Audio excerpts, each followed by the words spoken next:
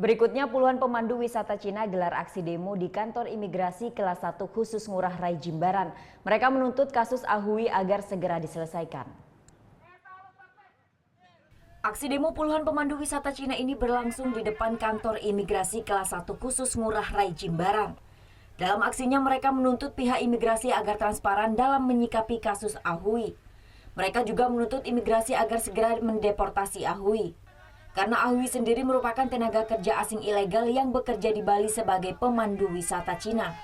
Mereka juga menuntut agar Ahui diproses secara hukum karena Ahui pernah melakukan pemukulan terhadap salah satu guide legal. Selain itu, pihaknya juga menuntut agar imigrasi lebih ketat melakukan pengawasan terhadap tenaga kerja asing ilegal yang saat ini diduga banyak berkeliaran di Bali. Namun dari hasil mediasi yang dilakukan oleh pihak imigrasi dengan sejumlah perwakilan guide, mereka tidak puas dengan keputusan pihak imigrasi yang hanya memberlakukan pencekalan selama 6 bulan terhadap Ahui. Karena kalau hanya deportasi pencekalan 6 bulan, kami khawatirkan dia akan kembali lagi ke Bali lagi, Pak. Itu yang tidak kami inginkan. Biarkan dia menjalani sidang sampai ke pengadilan, biarkan hakim memutuskan, biar ada efek jera kepada tenaga kerja asing yang di luar itu, Pak. Seperti itu yang kami inginkan.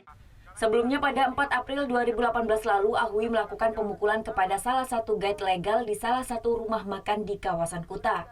Ahui sendiri saat itu telah dilaporkan ke Polsek Kuta namun hanya dikenakan tindak pidana ringan. Saat ini Ahui diketahui masih berkeliaran di Bali. Surya Sanjaya melaporkan untuk NET. Oh yang beneran? Iya, oke. Nah, udah kan nonton beritanya? Jangan lupa di subscribe, di like, dan juga di komen ya akun YouTube dari Net Bali. Terima kasih udah subscribe. Yang belum, jangan sampai lupa di sebelah sini nih. Notif subscribe.